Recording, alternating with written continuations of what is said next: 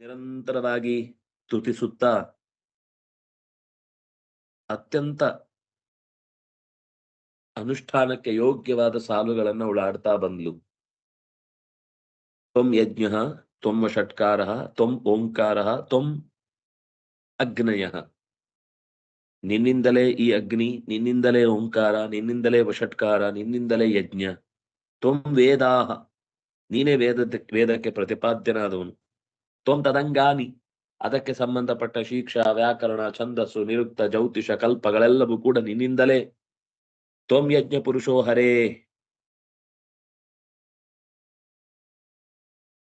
ಯಾವುದೇ ಯಜ್ಞವನ್ನ ನಾವು ನಡೆಸುವುದಾದ್ರೂ ಕೂಡ ಮನೆಯಲ್ಲಿ ಅಥವಾ ಎಲ್ಲೇ, ಮನೆಯ ಶ್ರೇಯಸ್ಸಿಗಾಗಿ ಅಥವಾ ಶಾಂತಿ ಕರ್ಮಕ್ಕಾಗಿ ಅಥವಾ ಸಂಸ್ಕಾರದ ಹಿನ್ನೆಲೆಯಲ್ಲಿ ಅಥವಾ ಪ್ರಾಯಶ್ಚಿತ್ತ ರೂಪದಲ್ಲಿ ಎಲ್ಲೇ ಯಜ್ಞ ಮಾಡ್ಲಿ, ಕನಿಷ್ಠ ಪಕ್ಷ ನಾವು ಈ ಶ್ಲೋಕವನ್ನ ಚೆನ್ನಾಗಿ ಹೇಳ್ಕೊಂಡೆವು ಅಂತಂದ್ರೆ ಆ ಯಜ್ಞದಿಂದ ಅಕಸ್ಮಾತ್ ಏನೋ ತಿಳಿಯದೆ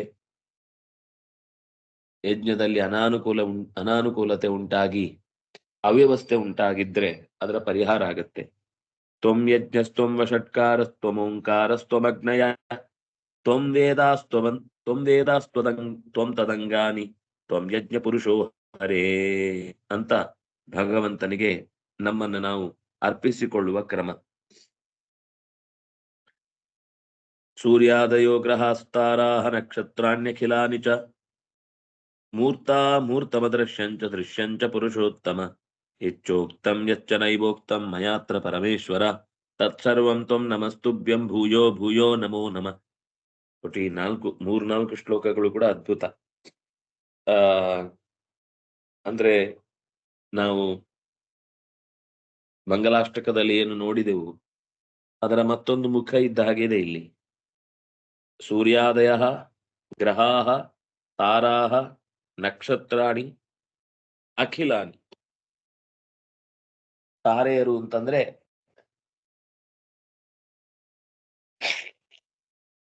ಅಂದ್ರೆ ಅದು ಶಾಸ್ತ್ರದಲ್ಲಿ ಉಲ್ಲೇಖಗೊಂಡಂತಹ 27 ಜನ. ನಕ್ಷತ್ರಗಳು ಅದ್ ಬಿಟ್ಟು ಆಗುತ್ತೆ. ನಕ್ಷತ್ರ ಅಂತ ಅನ್ನೋದು ತಾರೆಗೂ ಹೆಸರಿದೆ. ಆದ್ರೆ ಕನ್ನಡದಲ್ಲಿ ನಾವು ಅದನ್ನ ಎಲ್ಲಾ ರೀತಿಯಿಂದಲೂ ಬಳಸ್ತೇವೆ. ಹೀಗೆ ಅಂತ ಒಂದು ನಿಗದಿ ಮಾಡಿ ಹೇಳಲಿಕ್ಕೆ ಬರುದಿಲ್ಲ. ಸಂಸ್ಕೃತದಲ್ಲೇ ಒಂದು ವ್ಯತ್ಯಾಸ ಸ್ವಲ್ಪ ಇದೆ. ತಾರೆಗಳೆಲ್ಲ ನಕ್ಷತ್ರಗಳು, ಆದ್ರೆ ನಕ್ಷತ್ರಗಳೆಲ್ಲ ತಾರೆಗಳಲ್ಲ ಅನ್ನುವ ಹಾಗೆ ಏನೋ ಒಂದು ಅಭಿಪ್ರಾಯ ಇದೆ. ಅಖಿಲಾನಿ, ಅದಕ್ಕೆ ನಕ್ಷತ್ರಾಣಿ ಅಖಿಲಾನಿ, ಎಲ್ಲವೂ. ಗ್ರಹಗಳು ಸೂರ್ಯೋದಯ, ಅಶ್ವಿನ್ಯಾದಿ ತಾರೆಗಳು. ಮೂರ್ತಂ, ಕಣ್ಣಿಗೆ ಕಾಣುವ ಕಾಣದ ಅಥವಾ ಆಕೃತಿ ಇರುವ ಇಲ್ಲದ, ದೃಶ್ಯವಾದ ದೃಶ್ಯವಾಗದ, ಯಚ್ಚೋಕ್ತಂ ಯಚ್ಚ ನೈವೋಕ್ತಂ. ನಾನು ಎಷ್ಟನ್ನು ನೆನಪಿಸಿಕೊಂಡು ಭಗವಂತ ಪ್ರತೀಕಗಳನ್ನ ಹೇಳಿದನೋ ಇನ್ನೆಷ್ಟೋ ನನ್ನ ಬುದ್ಧಿಗೆ ತೋಚದೆ ಜಾರಿ ಹೋಗಿವೆಯೋ ಅವೆಲ್ಲವನ್ನೂ ಕೂಡ ತತ್ಸರ್ವಂ ತ್ವಂ, ಅದೆಲ್ಲವನ್ನು ನೀನೇ ಹೊಂದಿದ್ದಿ, ಅದೆಲ್ಲವನ್ನು ನೀನೇ ನಡೆಸ್ತಾ ಇದ್ದಿ, ಅದೆಲ್ಲದರ ಒಡೆತನ ನಿನ್ನದೇ ಆಗಿದೆ. ನಮಸ್ತುಭ್ಯಂ, ನಿನಗೆ ಅನಂತ ಪ್ರಣಾಮಗಳು, ನಿನಗೆ ಅನಂತ ನಮಸ್ಕಾರಗಳು. ಅದು ಹೇಗೆ ನೋಡಿ, ಭೂಯೋ ಭೂಯೋ ನಮೋ ನಮಃ. ಅವಳಿಗೆ ಪಾಪ ಆ ಪ್ರೀತಿಯ ಉತ್ಕಟತೆ ತಾಳ್ಲಿಕ್ಕಾಗದೆ ಏನ್ ಹೇಳಬೇಕು ಅಂತಾನೆ ತೋಚದ ಸ್ಥಿತಿಯಲ್ಲಿ ಇಂತಹ ಮಾತುಗಳು. ಅಥವಾ ಅದು ಅಸಹಾಯಕತೆ ಅಲ್ಲ, ಅಯ್ಯೋ ತೋಚಲಿಲ್ಲ ಅಂದ್ರೆ ಕೆಲವರಿಗೆ ಶಬ್ದಗಳೇ ಹೊಳೆಯುವುದಿಲ್ಲ, ಹಾಗಲ್ಲ. ಅದು ಹೇಳಿ ಮುಗಿಸ್ಲಿಕ್ಕೆ ಸಾಧ್ಯ ಇಲ್ಲ ಅಂತ ಕೊನೆಗೆ ಭೂಯೋ ಭೂಯೋ ನಮೋ ನಮಃ, ಮತ್ತೆ ಮತ್ತೆ ಮರಳಿ ಮರಳಿ ಮಗದೊಮ್ಮೆ ನಿನಗೆ ನನ್ನ ಸರ್ವಥಾ ಶರಣಾಗತಿಯ ನಮಸ್ಕಾರಗಳು. ನಮಸ್ತುಭ್ಯಂ, ನಿನಗಲ್ಲದೆ ಇನ್ನಾರಿಗಪ್ಪ ನಾ ತಲೆಬಾಗಲಿ, ನಿನಗಲ್ಲದೆ ಇನ್ನಾರಿಗೆ ನಾನು ನನ್ನನ್ನ ಒಪ್ಪಿಸಲಿ, ನೀನಲ್ಲದೆ ಇನ್ನಾರು ನನ್ನನ್ನ ಪೊರೆವವರು, ನಿನ್ನ ಹೊರತಾಗಿ ಇನ್ನಾರು ನಮಗೆ ಒಡೆಯರು, ನೀನಿಲ್ಲದೆ ನಮ್ಮ ಪ್ರತಿ ಕ್ಷಣವೂ ಕೂಡ ಹೇಗೆ ಸಾರ್ಥಕವಾಗಿ ಕಳೆಯಲು ಸಾಧ್ಯ ಅನ್ನುವ ಸಮಸ್ತ ಅರ್ಥವನ್ನ ಆ ತ್ವಂ ತತ್ಸರ್ವಂ ಅನ್ನುವ ಶಬ್ದ ಸೇರಿಕೊಂಡು ಬಿಟ್ಟಿದೆ. ತತ್ಸರ್ವಂ ತ್ವಂ ನಮಸ್ತುಭ್ಯಂ ಭೂಯೋ ಭೂಯೋ ನಮೋ ನಮಃ. ತುಂಬಾ ಸಂತೋಷ ಕೊಡುವ ಪದ್ಯ. ಯಾಕಂದ್ರೆ ದೇವರನ್ನ ನಾವು ಎಲ್ಲಾ ರೀತಿಯಿಂದ ಅಳೆದು ತೂಗಿ ಅವನನ್ನ ಹೊಗಳಿಕ್ಕಾಗಲ್ಲ. ಎಷ್ಟೋ ಮುಖ್ಯವಾದ ಅಂಶಗಳಿಂದಲೇ ದೇವರನ್ನ ನಾವು ಮರೆತು ಬಿಟ್ಟಿರ್ತೇವೆ.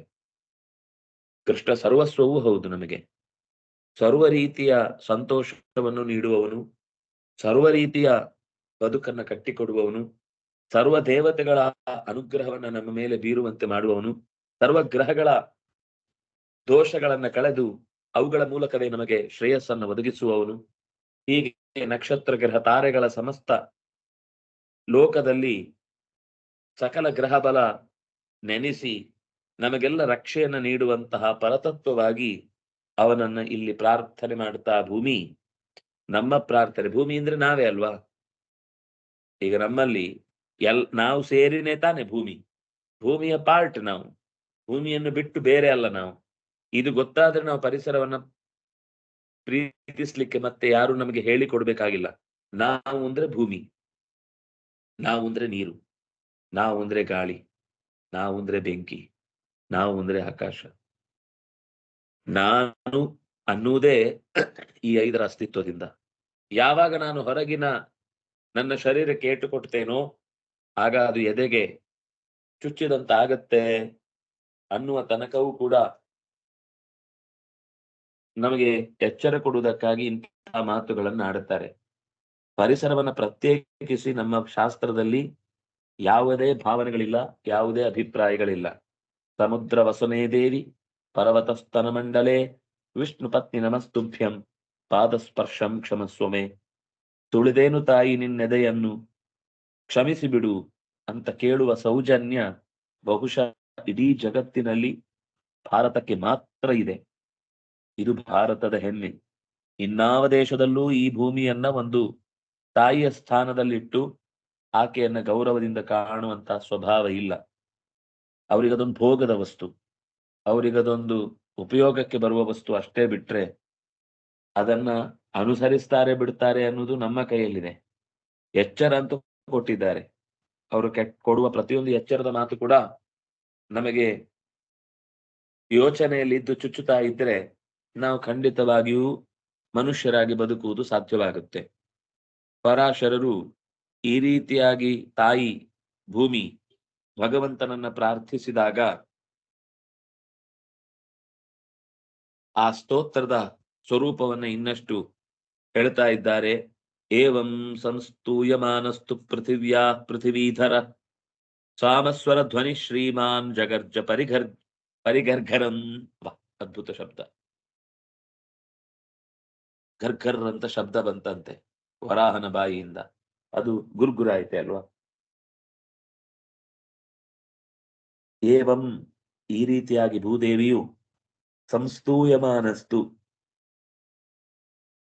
ಸ್ತುತಿಸುತ್ತಿರಲು ಆ ಸಂತೋಷದಿಂದ ಪೃಥಿವೀಧರ ಭೂಮಿಯನ್ನು ಎತ್ತಿಕೊಂಡವನಾಗಿ ರಾಮಸ್ವರ ಧ್ವನಿ ಅತ್ಯಂತ ಸಮಾಧಾನದ ಮನಸ್ಸಿಗೆ ಮುದ ನೀಡುವ ಧ್ವನಿಯಿಂದ ಕೂಡಿದ ಘರ್ ಘರ್ ಅಂತ ಶಬ್ದದಲ್ಲೂ ಒಂದು ನಾದ ಇದೆ ಅಂತನ್ನುವ ಭಾವವನ್ನ ಈ ಪದ್ಯ ತಾಳ್ತಾ ಇದೆ ನಮಗೆ. ಜಗರ್ಜ ಘರ್ಜಿಸುವುದು ಅನ್ನುವುದರಲ್ಲೂ ಸಾಮಸ್ವರ ಧ್ವನಿ. ಗಂಭೀರವಾದ ಮಾತು, ವೇದದ ನಾದದಂತೆ ಘರ್ ಶಬ್ದವನ್ನ ಘರ ಘರ ಶಬ್ದವನ್ನು ಉಂಟು ಮಾಡುತ್ತಾ ಇದೆ. ಅಂತಹ ತತಸ್ಸಮುತ್ಕ್ಷಿಪ್ಯ ಧರಾಂ ತ್ವದಂಷ್ಟ್ರಯ ಮಹಾವರಾಹ ಸ್ಫುಟ ಪದ್ಮಲೋಚನ ಮಹಾತಳಾದುತ್ಪಲ ಪತ್ರ ಸನ್ನಿಭ ಸಮುತ್ತಿತೋ ನೀಲ ಇವಾಚಲೋ ಮಹಾನ್. ಅವಳ ಪ್ರಾರ್ಥನೆಗೆ ಓಗುಡುವ ತ್ವರೆ ಅದು ವರಾಹನಲ್ಲಿ ಕಾಣಿಸ್ತಾ ಇತ್ತು. ಹಸುಗಳು ತಮ್ಮ ಕರು ಕೂಗಿದಾಗ ಅನ್ಕೊಂಡು ಓಡಿ ಬರ್ತಾವೆ. ಇನ್ನೇನು ಹೇಳಲ್ಲ, ಅಷ್ಟರಲ್ಲೇ ಎಲ್ಲ ಹೇಳ್ತಾವೆ.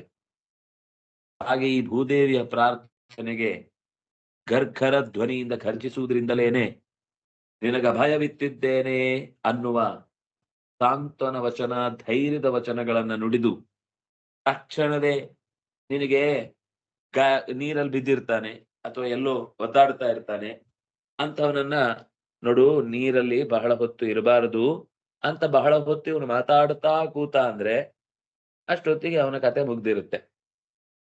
ಕೆಲಸದಲ್ಲಿ ಮೊದಲು ತೊಡಗಬೇಕು.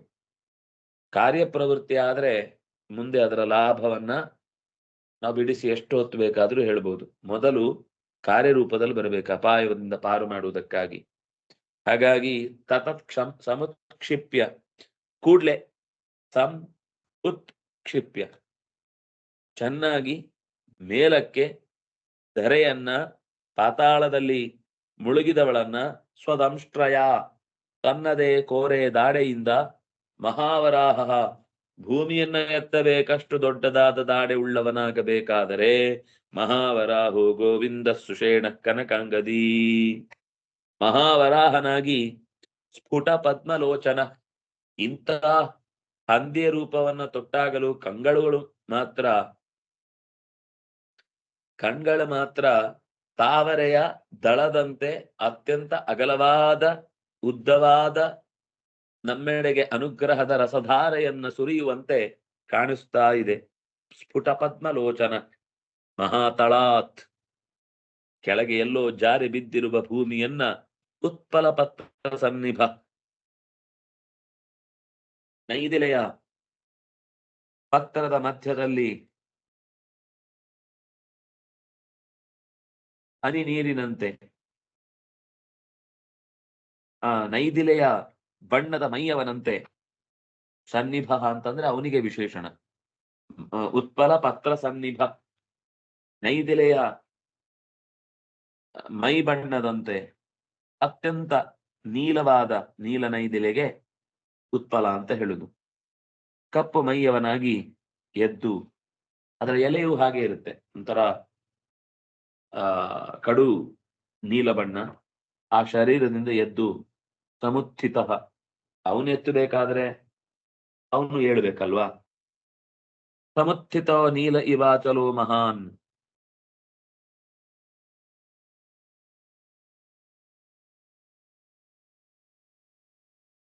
ನೀರಿನಿಂದ ಎದ್ದು ಬಂದಂತೆ ಕಾಣಿಸಿತು. ಒಂದು ನೀಲವಾದ ಬೆಟ್ಟ ಮುಳುಗಿದ್ದದ್ದು ಈಗ ಎದ್ರೆ ಹೇಗೆ ಕಾಣುತ್ತೋ ಹಾಗೆ ಪರಮಾತ್ಮ ಸಮುತ್ಥಿತೋ ನೀಲ ಇವ ಅಚಲ, ಕಪ್ಪಾದ ಬಣ್ಣದ ಬೆಟ್ಟ ಒಂದು ನಿಂತಂತೆ, ಮಹಾನ್ ದೊಡ್ಡ ಗಾತ್ರದ ವರಾಹ ತಳದಿಂದ ಭೂ ದೇವಿಯನ್ನ ಎತ್ತಿ ಮೇಲಕ್ಕೆ ಇಟ್ಟ. ಅವಳು ಅದರ ಜೊತೆಗೆ ಇದ್ದಾಳೆ. ಭೂಮಿ ಅನ್ನೋದು ಭೂದೇವಿಯದ್ದೇ ಪ್ರತೀಕ. ಕೆಲವೊಂದ್ಸರ್ತಿ ಅದರ ಪರಿಚಯ ಆಗಬೇಕು ಅನ್ನುವ ದೃಷ್ಟಿಯಿಂದ ಭೂತಾಯಿಯನ್ನೇ ಒಂದು ಪ್ರತಿಕೃತಿಯ ರೂಪದಲ್ಲಿ ಕೆಲವೊಮ್ಮೆ ತೋರಿಸುವುದಿದೆ. ಕೆಲವು ಕಡೆ ಸ್ಪಷ್ಟವಾಗಿ ಇಡೀ ಭೂಗೋಳವನ್ನೇ ಭೂವರಾಹನ ದಾಡಿಯಲ್ಲಿಟ್ಟು ಎತ್ತಿದ್ದು ಕೂಡ ಕಾಣುತ್ತೆ. ಅಂದ್ರೆ ಪ್ರಾಚೀನರಿಗೆ ಈ ಗೋಳದ ಬಗ್ಗೆ ಸ್ಪಷ್ಟ ಕಲ್ಪನೆ ಇತ್ತು. ತಟ್ಟೆ ಅಂತ ನಮ್ಮನ್ನ ತಾವೇ ಹೇಳುವವರು ಅವಮಾನ ಮಾಡಿ ಮಕ್ಕಳಿಗೂ ಅದನ್ನೇ ತಮಾಷೆ ಮಾಡುವಂತಹ ವಿದೇಶಿಯರನ್ನ ಈ ಸಾಲುಗಳನ್ನ ಎತ್ತಿ ತೋರಿಸಿ ಹೇಳಬೇಕು. ಭೂಗೋಳ ಅನ್ನುವ ಶಬ್ದ ಇದೆ ಅಂದ್ಮೇಲೆ ಅದು ಖಂಡಿತ ಭೂತಟ್ಟೆಯೋ ಭೂಚಾಪೆಯೋ ಆಗ್ಲಿಕ್ಕೆ ಸಾಧ್ಯ ಇಲ್ಲ. ಚಾಪೆಯನ್ನು ಮಡಚಿ ತಗೊಂಡು ಹೋದ ಕಥೆಯನ್ನ ಹೇಳಿದ್ದಿದೆ, ನಾನು ಇಲ್ಲ ಅಂತ ಹೇಳಲ್ಲ. ಅದು ಮಕ್ಕಳನ್ನ ಮಲಗಿಸುವಾಗ ಚಾಪೆ ಸುತ್ತಿ ಬಿಡಿಸಿ ನೋಡಿ ನೋಡಿ ಅಭ್ಯಾಸ ಇರುವಂತೆ ಮಕ್ಕಳಿಗೆ ಅರ್ಥ ಆಗ್ಲಿ ಅನ್ನೋ ದೃಷ್ಟಿಯಿಂದ ಹೇಳಿರಬಹುದಾದ ಕಥೆ ಬಿಟ್ರೆ, ನಮ್ಮ ಪ್ರಾಚೀನರಿಗೆ ಭೂಮಿ ಅಂದ್ರೆ ಹೇಗಿತ್ತು ಅಂತಾನೆ ಗೊತ್ತಿರ್ಲಿಲ್ಲ ಅಂತೆಲ್ಲ ಟೆಕ್ಸ್ಟ್ ಬುಕ್ ಅಲ್ಲಿ ಬರ್ಕೊಂಡು ತಮ್ಮ ಹೆಗ್ಗಳಿಕೆಯನ್ನ ತಾವೇ ಹೇಳ್ಕೊಳ್ಳುವ ದಡ್ಡರಿಗೆ ದೇವರೇ ವರ ಕೊಡ್ಬೇಕು, ಶ್ರೇಷ್ಠವಾದ ಪ್ರಶಸ್ತಿಗಳನ್ನು ನೀಡಬೇಕು. ಅದನ್ನ ಬರದೆ ಪಾಸ್ ಆಗ್ಬೇಕಾದ ದಡ್ಡತನವೂ ನಮ್ಮ ದುರಾದೃಷ್ಟ. ಆದ್ರೆ ಇಂಥ ಅನೇಕ ಸಂಗತಿಗಳು ಇಲ್ಲಿ ಬರ್ತಾವೆ. ಅಚಲ ಅಂದ್ರೆ ಬೆಟ್ಟ, ಚಲಿಸದವು ಅಂತರ್ಥ. ಮಹಾನ್ ಅಚಲ, ಅತ್ಯಂತ ಎತ್ತರದ ಸ್ವರೂಪದ ನೀಲ ಬೆಟ್ಟ ಎದ್ದು ನಿಂತಿತು. ಈ ವರಾಹ ಎದ್ದು ನಿಂತದ್ದು ಹಾಗೆ ಕಾಣಿಸಿತು ಅಂತ ಹೇಳುತ್ತಿದ್ದಾರೆ. ಮುಂದೆ ಅವನ ಆ ಚಲನವಲನಗಳನ್ನ ಪ್ರತಿಯೊಂದು ಹಂತದಲ್ಲೂ ಕೂಡ ಬಿಡಿಸಿ ಹೇಳ್ತಾರೆ. ಅವನು ಹೇಗೆ ಆಮೇಲೆ ತನ್ನ ಕಾರ್ಯವನ್ನ ನಡೆಸಿದ ಅನ್ನೋದನ್ನ, ಹೇಗೆ ನಿಂತ, ಹೇಗೆ ನೋಡಿದ, ಹೇಗೆ ಆ ತಾಯಿಗೆ, ಭೂದೇವಿಗೆ ರಕ್ಷಣೆಯನ್ನಿತ್ತ ಅನ್ನುವ ಎಲ್ಲ ಸಂಗತಿಗಳನ್ನು ಮುಂದಿನ ಪದ್ಯದಲ್ಲಿ ಹೇಳ್ತಾರೆ. ಮತ್ತೆ ಆ ಚಿಂತನೆಯನ್ನ ನಾಳೆಯ ಅಭ್ಯಾಸದಲ್ಲಿ ನೋಡೋಣ ಅಂತ ಹೇಳ್ತಾ, ಕಾಯೇನ ವಾಚ ಮನಸ ಇಂದ್ರಿಯೈರ್ವ ಬುದ್ಧ್ಯ ಆತ್ಮನಾ ವಾ ಅನುಸೃತ ಸ್ವಭಾವ ಕರೋಮಿ ಯದ್ಯತ್ ಸಕಲಂ ಪರಸ್ಮೈ ನಾರಾಯಣಾಯೇತಿ ಸಮರ್ಪಯಾಮಿ. ಶ್ರೀ ಕೃಷ್ಣಾರ್ಪಣಮಸ್ತು.